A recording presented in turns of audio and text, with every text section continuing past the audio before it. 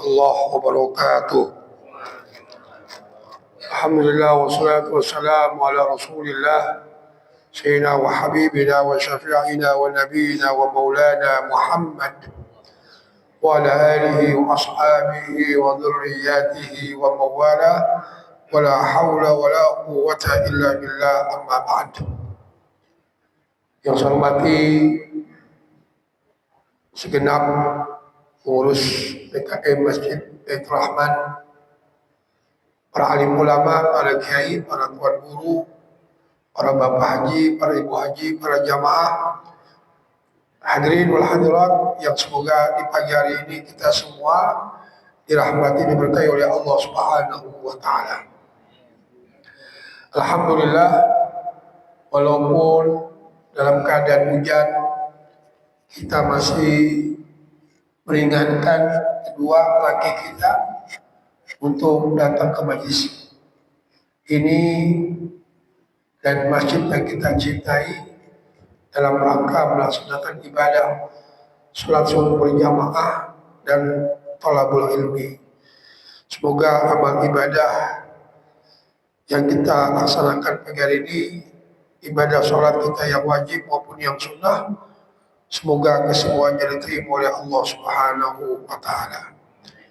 Dan semoga kajian ilmu baik di sini maupun di mana saja, semoga dijadikan ilmu yang manfaat, ilmu yang bertambah takwa kepada Allah Subhanahu wa taala, dan semakin kita baik kepada sesama. Jamaah sekalian, bulan yang lalu saya sampaikan tentang pesan Luqmanul Hakim dalam melihat bahwa manusia terdiri daripada 3 bagian. Sepertiga milik Allah, sepertiga milik dirinya, dan sepertiga milik binatang yang ada di tanah. Insyaallah Bapak Ibu pasti ingat ya pelajaran itu. Sekarang wal maqalatu sabina an Abi Hurairah radhiyallahu anhu wasmu Abdurrahman bin Sakhar. Pagi hari ini saya ingin menyampaikan tentang sabda Rasulullah sallallahu alaihi wasallam dari Abi Hurairah. Kita sering mendengar sahabat Nabi namanya Abi Hurairah. Abi artinya bapak, Hurairah artinya kucing. Jadi bapaknya kucing. Ya, lakopnya karena sahabat Nabi ini senang ya melihara kucing. Dan suka juga memberikan makan kepada kucing. Sampai begitu banyak kucing yang diberikan makan dan dipelihara, maka disebut dengan Abi Hurairah. Nama aslinya Abdurrahman bin Sakhar. Nama aslinya.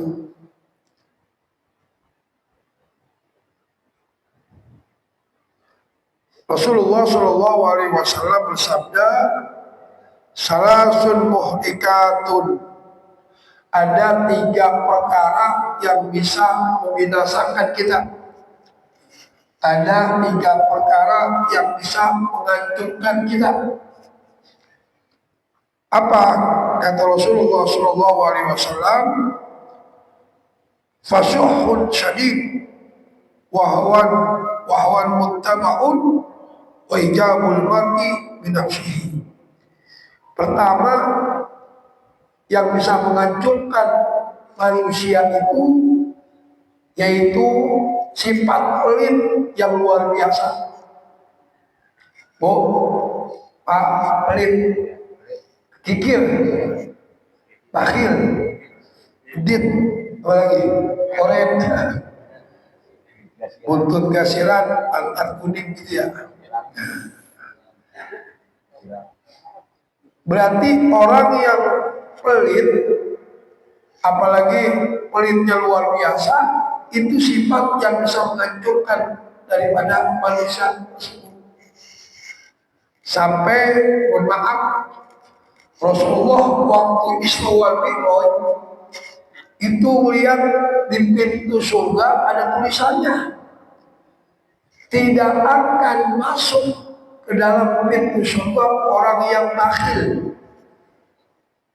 orang yang kikir, orang yang pelit.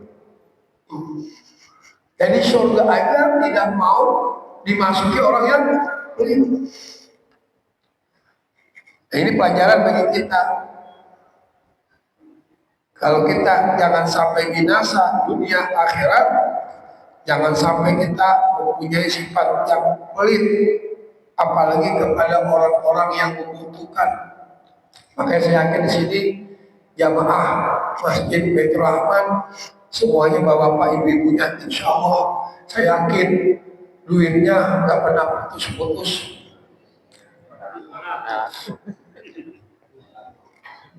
Bener nggak kira-kira? Ya, duitnya nggak putus-putus maksudnya. Berarti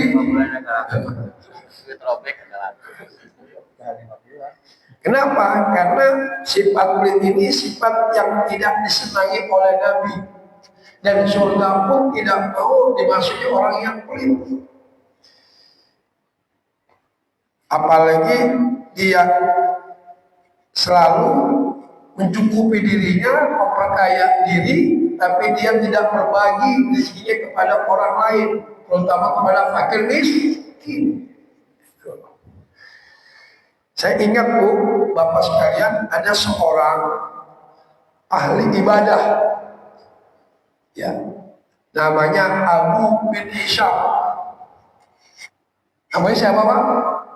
Abu bin, ingat itu namanya Abu bin Hisham. Sepanjang dia setelah balik, taruhlah laki-laki baliknya umur berapa kira-kira sekarang? Bocah laki-laki balik 12 saya, taruhlah 12 atau 13 tahun. Dari sejak dia balik sampai berumur 60 tahun, kira-kira kita ambil waktu dari balik kalau 15 tahun ke 60 tahun berarti 45 tahun. Dalam kurun waktu 45 tahun dia tidak pernah meninggalkan sholat tahajud. Setiap malam tahajud terus. Abu bin Hisham ini gak pernah absen. Ya, pokoknya tiap malam sholat tahajud, gak pernah absen. Suatu hari, tatkala dia ingin ngambil al-wudu, tiba-tiba ada sosok makhluk yang duduk di pinggir sumurnya. Maka Abu bin Hisham ini bertanya, "Man anta? Siapa kau?" "Saya ini malaikat."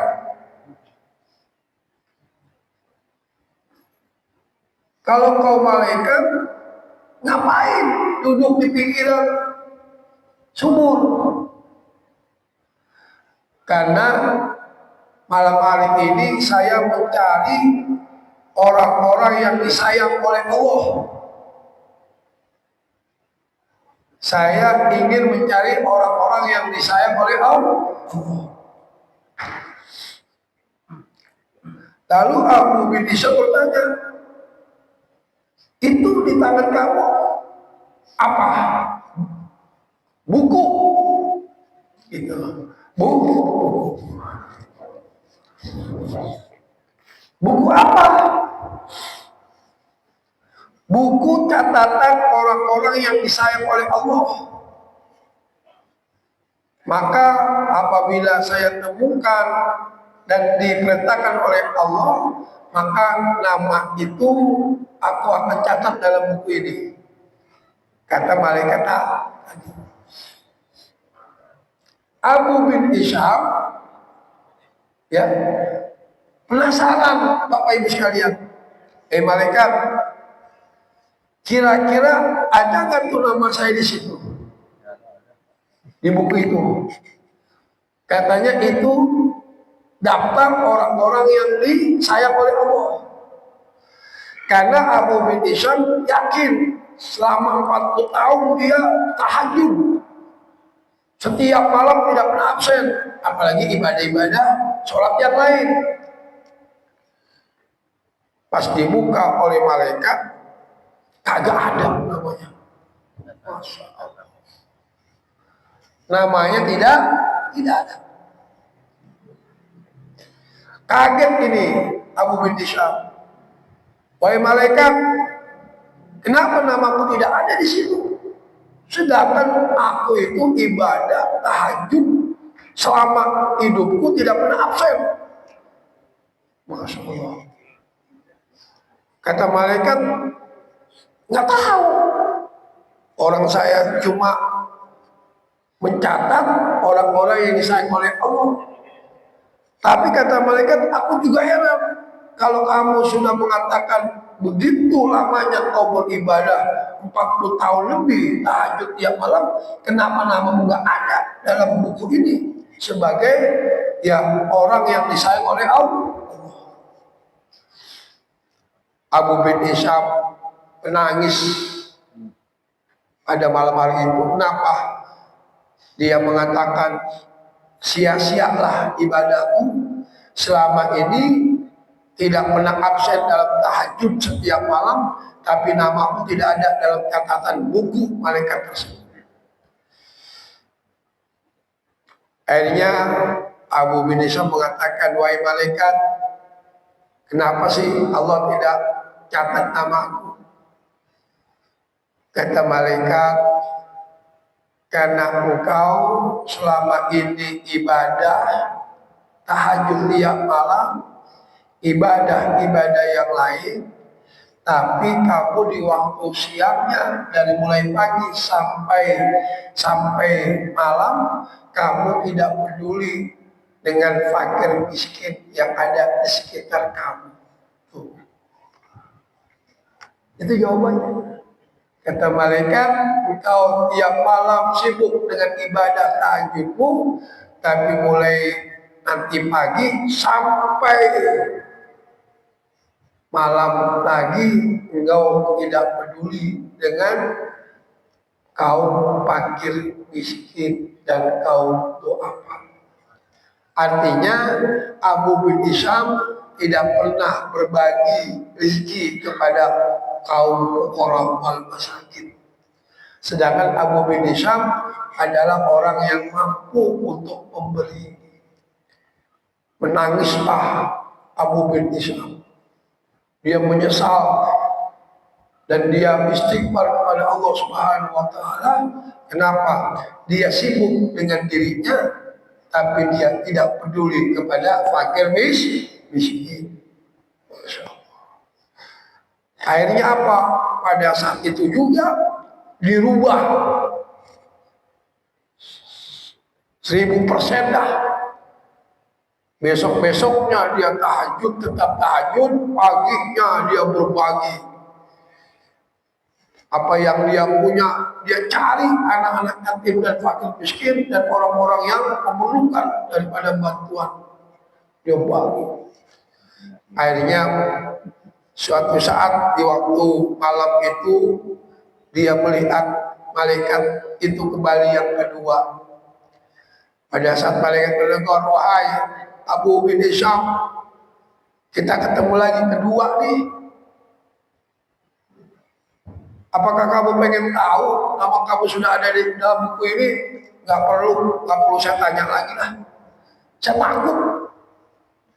Waktu saya pertama ketemu aja, nama saya agak ada. Dan saya tahu kekurangan saya, kelemahan saya tidak berbagi. Kategori saya pelit kepada orang lain. Kamu sekarang bertanya nggak ada nama kamu? Karena sudah lama kamu berbagi kebahagiaan kepada fakir miskin. Nggak mau tanya lagi. Ya, udah cukup saya beribadah harap ridho Allah Subhanahu wa taala. Akhirnya apa kata malaikat? Wahai Abu bin Isham, kali ini namamu sudah ada dalam catatan orang-orang yang disayang oleh Allah Subhanahu wa taala. Makanya kita nih jangan sampai menjadi orang yang pelit, bakhil. Kalau saya pribadi saya pribadi nggak mau berteman sama orang pelit. Ya, saya pribadi ngomong di masjid nih, saya tidak mau berteman sama orang pelit, karena berteman sama orang pelit dosa. Ya, dikit-dikit ngomongin dia, betul nggak? Kita berteman nih sama orang pelit, pengennya ditraktir, tapi dia nggak mau mentraktir, pengen diberi, tapi memberi nggak mau. Ujung-ujungnya, ya, dia mah pengen dikasih doang, ngasih agak pernah tuh. Daripada ada omongan gak enak, dengan kita ngindar sama orang pelit mah, bikin dongkol hati. Ya, paham ya? Itu baik diri saya. Walaupun dia ustadz, walaupun dia kiai, kalau pelit nggak mau saya berteman. Kenapa? Bikin dosa. Ya, jamaah sekalian yang dimuliakan Allah Subhanahu wa taala, jadi buanglah sifat pelit kita, apalagi kita tidak peduli ya daripada fakir miskin, akan rusak amal ibadah kita kepada Allah Subhanahu wa taala. Ada lagi cerita kisah Nabi Musa. Kata Nabi Musa, wahai Allah, ibadah apa yang paling kau sukai, yang paling kau senangi? Allah mengatakan, wahai Musa, sebutkan ibadah yang kamu sedang kerjakan. Maka Nabi Musa berkata, sholat yang aku kerjakan, apakah ibadah sholatku engkau paling kau sukai? Tidak, kata Allah. Cukup sholatmu aku suka, tapi bukan yang paling aku suka. Kenapa? Karena sholatku untuk sujud dan ibadah kepadaku. Apakah puasa yang aku kerjakan, kata Nabi Musa? Tidak. Puasamu ibadah yang aku suka, tapi belum aku paling suka. Karena ibadah puasamu mendekatkan diri kamu kepadamu. Apakah dengan zikir pagi, sore, malam, petang? Kata Allah, wahai Musa, zikirmu ibadah yang aku suka, tapi bukan yang paling aku suka. Kalau bukan sholatku, bukan puasaku, bukan zikirku, apa ibadah yang paling kau suka? Ya Allah, kata Nabi Musa. Maka Allah berkata, yang paling ibadah yang paling aku suka adalah pada saat engkau membahagiakan hati hamba-hambaku. Karena kita haji, umroh, puasa, sholat, itu antara kita dengan Allah. Tapi kalau kita sedekah, kita berbagi kepada orang-orang fuqara wal masakin, itu sama juga mereka bahagia atas bantuan kita, dan Allah akan bahagia melihat hamba-hambanya yang bahagia. Ya, jadi kalau kita cuma ibadah kepada Allah saja, tidak ada orang yang kita tidak bahagiakan, itu Allah cuma suka, tapi tidak paling disuka. Tapi kalau ada anak yang fakir miskin, dia kita bantu, yatim kita bantu, orang-orang yang memerlukan kita bantu, mereka tersenyum, mereka bahagia, Allah akan bahagia karena ada hamba-hambanya yang susah menjadi senang bahagia atas bantuan kita. Syekhuna Sultan Aulia, ya, Syekh Abdul Qadir Al-Jilani, yang sering kita sebutkan namanya itu, Sultan Aulia Syekh Abdul Qadir Al-Jilani pernah mengatakan, sesuap nasi yang kita berikan kepada orang yang lapar itu lebih baik daripada membangun 1000 masjid. Ada orang yang kelaparan, kita berikan makan, lalu dia kenyang, lalu dia bahagia, itu lebih baik daripada membangun 1000 masjid. Bapak Ibu sekalian, pernah dengar gak seorang pelacur masuk dalam surga gara-gara apa? Gara-gara kasih minum kepada siapa? Ada yang mengatakan anjing, ada yang mengatakan kucing, pokoknya binatang aja. Artinya apa? Binatang itu dalam keadaan kehausan, udah nyelet aja lidahnya, udah begitu hausnya luar biasa.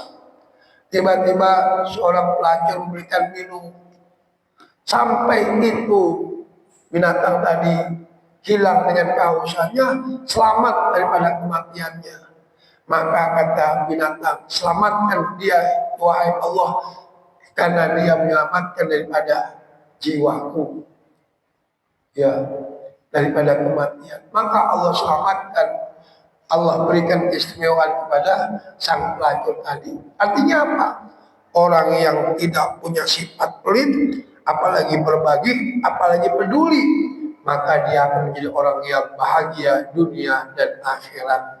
Dan kalau orang itu tidak peduli, tidak open, apalagi tidak berbagi rezekinya kepada orang lain, maka dia sudah punya sifat hancur semua amal-amal ibadah kita.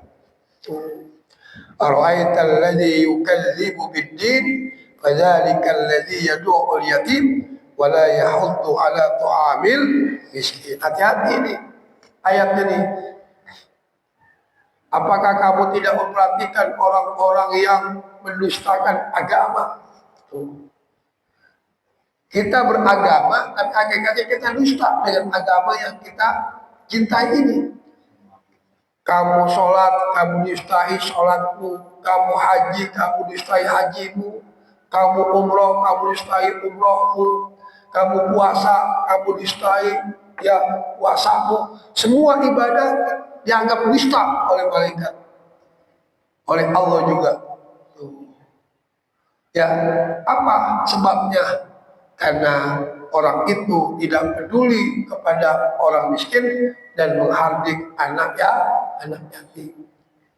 Ya, jadi Bapak Ibu sekalian, mari ya kita, apalagi kita orang mampu, orang yang berkecukupan, orang yang kaya, maka berbagilah kepada orang-orang yang memerlukan. Insya Allah hidup kita akan berkah, harta kita makin tambah, insya Allah mulia akan kita dapati. Makanya orang kaya itu ibaratnya seperti keran, ya, keran buka, ya, berikan air itu kepada orang yang membutuhkan, ya. Dan tidak ada ceritanya Pak orang yang sedekah jatuh miskin, tidak ada. Saya punya cerita nyata, tuh Pak Amino, pada saat dia kan ikut saya mulu hampir 6 tahun kemana-mana. Suatu hari maulid di kampung sawah. Pada saat saya mau ceramah, mulai tausiah, kotak amal lewat. Ibu-ibu mintain ya dengan apa? Dengan kantong. Saya bilang, Pak Mi, masukin tuh sedekah, dimasukin tuh. Berapa yang dimasukin? 20.000 Kiai.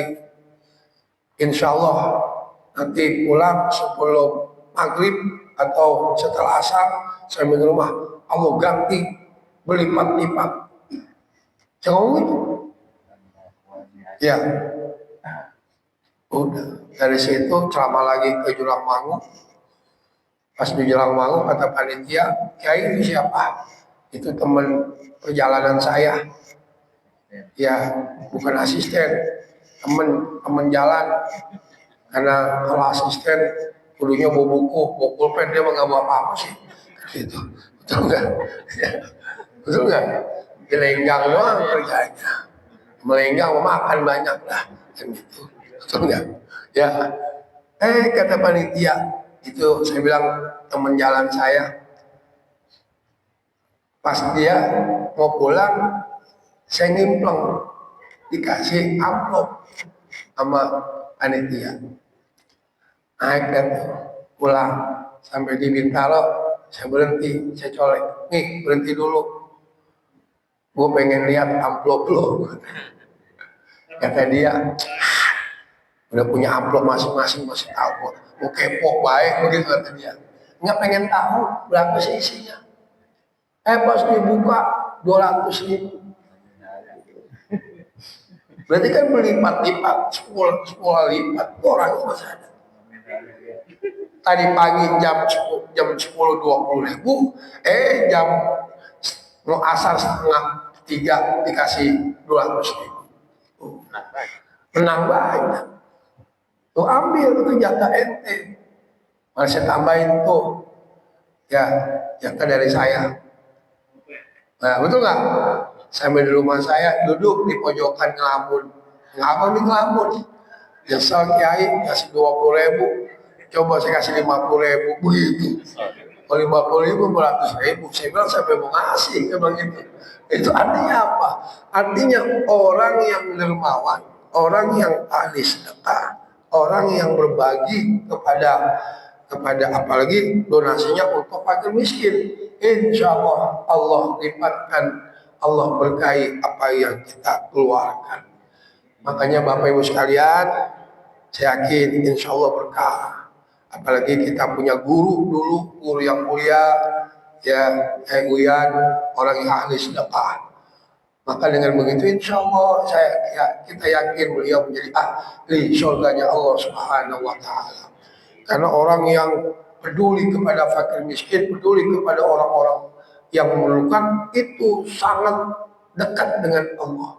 Makanya Nabi bersabda, as-sakhiyu qarib minallah, qaribu minan nas, qaribu minal jannah, ba'id minan nar.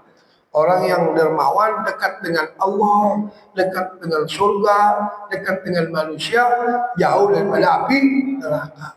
Tapi sebaliknya, al-bakhilu ba'idu minallah, ba'idu minan nas, ba'idu minal jannah, qaribu minan nar. Orang yang bakhil jauh daripada Allah, jauh daripada manusia, jauh daripada surga, dekat dengan api neraka. Makanya orang yang dermawan, dia akan bersama dengan Rasulullah Shallallahu Alaihi Wasallam. Ya, sekali itu ya satu dulu dah. Ya. Jadi jangan sampai di dalam hati kita ini ada sifat tidak peduli kepada orang lain. Sejarah sudah membuktikan bagaimana Qarun yang hartanya melimpah ruah, jangankan hartanya, kunci berangkasnya, kunci kotak duitnya nggak sanggup dibawa oleh dia. Akhirnya tuh kuncinya begitu banyak, anak kuncinya dibawa sama keledai. Saking banyaknya hartanya. Tapi pada saat Nabi Musa meminta untuk bersedekah, dia tidak memberikan, dia enggan. Akhirnya ditenggelamkan Qarun dengan hartanya di dalam perut bumi. Makanya orang kalau ketemu harta di dalam bumi disebut harta karun. Betul nggak? Karena apa? Karena dia tidak sadar bahwa harta yang dia miliki semua bersumber daripada Allah Subhanahu wa Ta'ala. Dan terakhir, orang yang tidak peduli kepada fakir miskin dan kaum du'afa, apalagi kategorinya orang kaya, nanti di akhirat akan diberikan hukuman, ya, siksaan di padang mahsyar. Saytawaquna ma bakhil yaumil qiyamah. Allah akan gantungkan hartanya yang dia banggakan, yang dia cintai di pundaknya sampai dia terseok-seok dilihat oleh manusia yang lainnya. Karena dia sibuk dengan hartanya, dia tidak peduli kepada orang lain, akhirnya hartanya digantungkan, diberatkan di pundaknya sampai dia jalannya terseok-seok sebagai hukuman Allah Subhanahu wa taala. Ya, itu saja yang perlu sampaikan. Masih ada dua ya yang bisa menghancurkan manusia.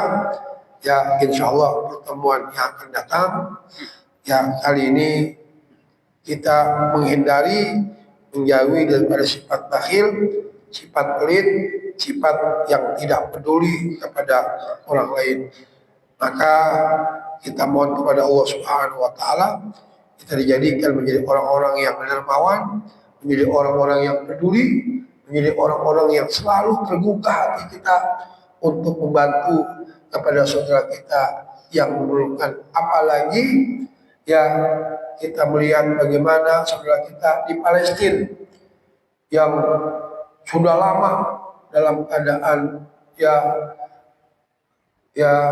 ekonominya, keadaannya hancur, dibombardir oleh Israel.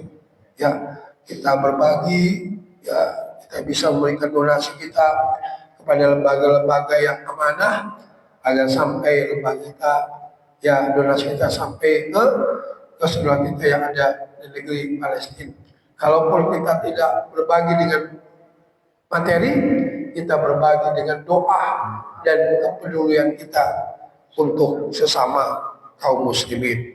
Insya Allah dengan begitu kita termasuk orang yang ikut serta peduli kepada orang-orang, kepada saudara kita yang tertindas, yang dalam keadaan susah dan sebagainya. Silakan bagi yang bertanya.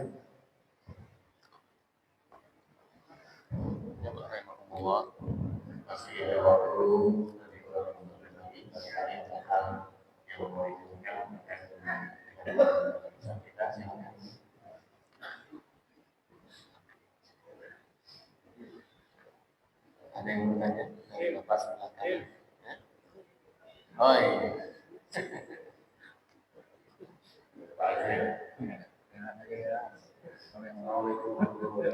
Salam.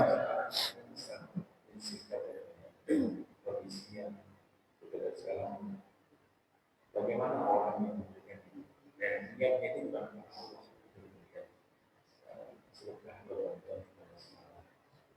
kira-kira apa Gimana? Jadi orang yang bersedekah tapi niatnya itu bukan Allah. Ya. Apa dampaknya? Ya. Ya.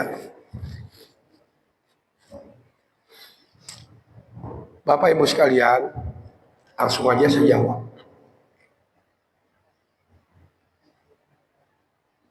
Innamal a'malu binniyat wa innama likulli imri'in ma nawa. Hanya saja amal itu tergantung kepada niat. Dan Allah akan memberikan balasan seorang tergantung niatnya. Itu hadis berkenaan tentang hijrahnya Nabi dari kota Mekah ke kota Madinah. Dalam rangka untuk pindahnya kaum muslimin dari kota Mekah ke kota Madinah. Kenapa? Karena Nabi sudah memberikan warning tentang masalah kebaikan. Maka kata Nabi, "Faman kanat hijratu ila Allah wa rasulihi fa hijratuhu wa rasulihi." Barang siapa yang hijrah niatnya karena Allah, maka hijrahnya akan mendapatkan nilai kebaikan dan pahala daripada Allah. Wa man kanat hijratuhu lidunya yusibuha. Barang siapa yang niatnya ingin menggapai dunia nanti di Madinah, ya, ingin mencari kehidupan, mencari ekonomi, ingin berdagang dan ingin apa saja, maka kata Nabi, dia dapat dunia saja, tidak dapat akhirat. Awim ro'atin yang kewa, atau niatnya karena ingin menikahkan wanita Madinah, maka yang dia dapat bukan pahala, tapi paham. begitu. Paham? Nah ini satu ungkapan dalam hadis yang pertama dalam kitab Riyadhus Shalihin mengisyaratkan bahwa kita berupaya semaksimal mungkin, sekuat apapun yang kita miliki, niat kita harus berkaitan dengan Allah. Wa ma umiru illa liya'budullaha mukhlishina lahud-din hunafa wa yuqimus shalah wa yutuz zakah wa dzalika dinul qayyimah. Ya. Jadi ya apapun yang kita laksanakan, ingat kita berupaya untuk mencapai niat yang ikhlas, niat karena Allah. Bukan niat karena apa? Karena ingin dipuji, ingin disanjung, ingin dihormati, ingin naik status sosial, ingin, bukan karena Allah. Putuslah amal ibadah kita hanya dapat pujian manusia, tetapi di sisi Allah tidak ada nilainya. Tadi imam kita baca ayatnya luar biasa. Itu yang dibaca apa itu? Berkenaan dengan ibadah haji, ibadah umroh.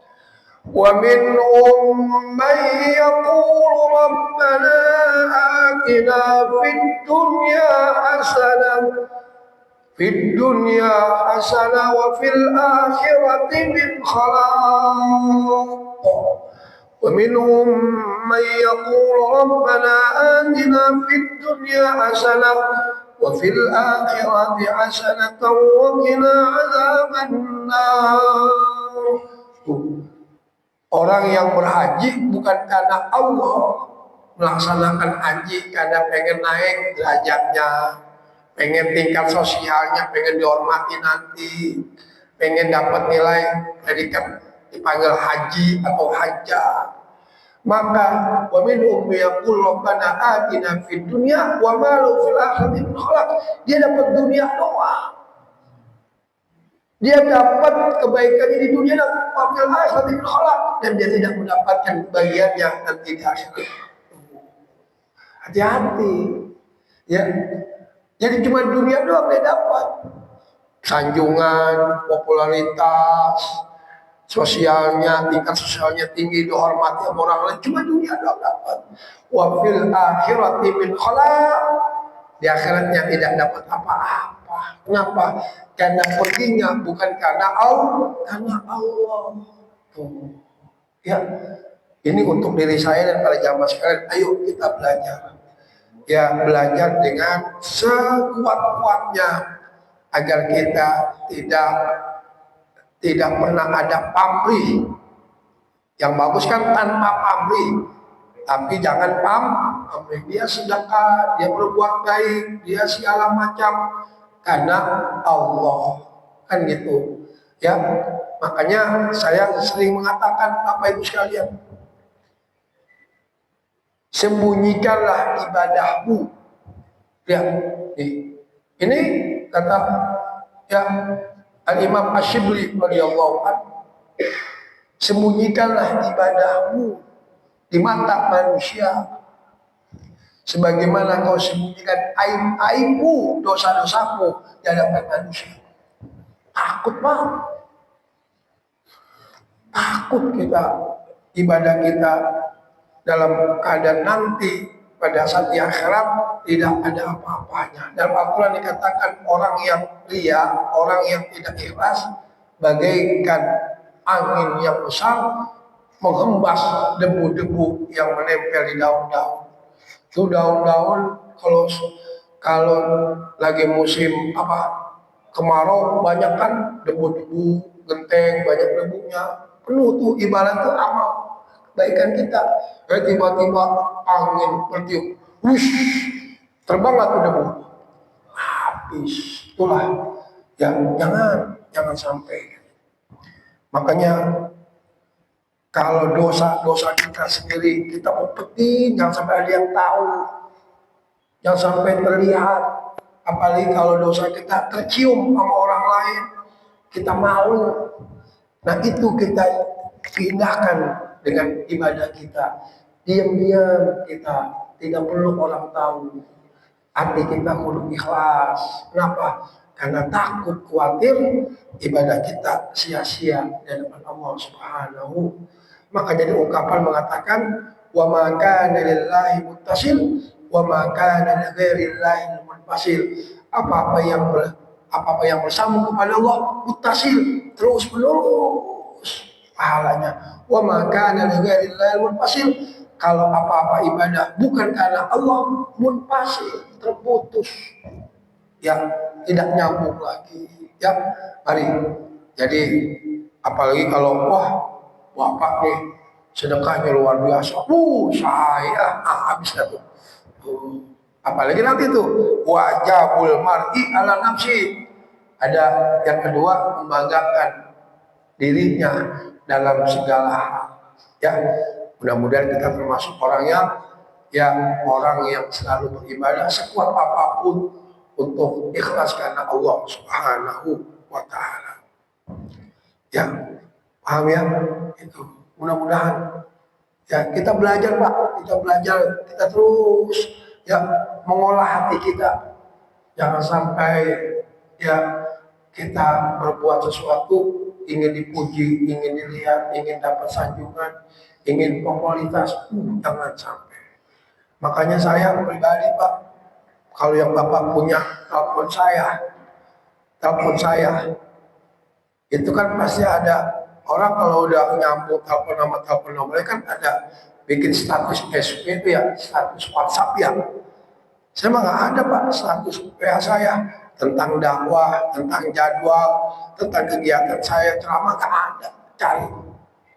Saya takut, ya takut nggak ada jadwal saya di situ, nggak ada foto saya lagi ceramah atau saya ya di situ jadwal saya hari ini. Nah, takut, kenapa? Khawatir, ya takut amal ibadah kita semuanya syirik dari Allah Subhanahu wa taala. Ya. Iya, paling fotonya lagi mandang sama Fahmi. Ya, atau lagi posting yang lucu-lucu yang bikin ketawa orang, udah gitu. Nggak ada kegiatan. Kalaupun masukin YouTube bukan kemauan saya. Saya nggak pernah masukin ke YouTube. Orang aja yang masukin YouTube. Ya, takut. Kenapa? Takut jatuhnya dalam keadaan bukan karena Allah, ya akhirnya semua amal ibadah kita akan sia-sia dari Allah Subhanahu wa taala. Yang kita istighfar, jangan sampai kita kotori baik sedekah kita, amal-amal kita yang lain dalam terkontaminasi dengan riya ataupun dengan sesuatu yang ingin disanjung, dipublikasi. Makanya mohon maaf, Syekh Sulaiman di Mekah itu jewer, Pak. Ini mohon maaf ya, Pak ya. Syekh Sulaiman seorang ulama di Mekah. Nah, beberapa ulama di kota Madinah juga memberikan warning kepada jamaah haji, jamaah umroh Indonesia. Ya, mereka tuh ulama di sana bingung. Ya, jamaah haji, jamaah Indonesia kita kalau udah di sana udah banyak handphone dulu, selfie dulu, betul nggak? Itu ditegur tuh sama ulama-ulama kota Mekah. Kenapa? Kok ibadah gitu-gitu amat sih? Iya, selfie mulu. Waduh, ini yang kadang-kadang ya teguran itu membuat kita semakin dewasa dalam menjalankan ibadah kepada Allah Subhanahu. Yang tidak patut kita jangan tiru, yang tidak patut jangan kita ambil, ya kita perbaiki hati kita agar kita menjadi orang-orang yang ikhlas karena Allah Subhanahu wa taala. Ya. Silakan. Baik, jawab saya, mohon maaf. Cukup ya. Kita sudah sempurna, ya. Jadi kalau memang ada yang penasaran menanya, silakan nanya di offline. Ya. Siapa yang tersebut? Ya. Jadi dengan ini. Iya, iya. Mari yang masalah kita akhiri hadir kita ini dengan membaca kafaratul majlis. Semoga ilmu yang disampaikan oleh kita Allah menjadi ilmu yang bermanfaat. Amin. Dan kita semuanya Allah memberkati ilmu kita bagi dunia maupun akhirat. Terima kasih. Mari sama-sama kita doa bersama. Astagfirullahaladzim, astagfirullahaladzim, astagfirullahaladzim. Alhamdulillahirabbil alamin. Subhanallahumma wa bihamdika Astaghfirullah wa atubu ilaih. Assalamualaikum warahmatullahi wabarakatuh. Assalamualaikum warahmatullahi wabarakatuh.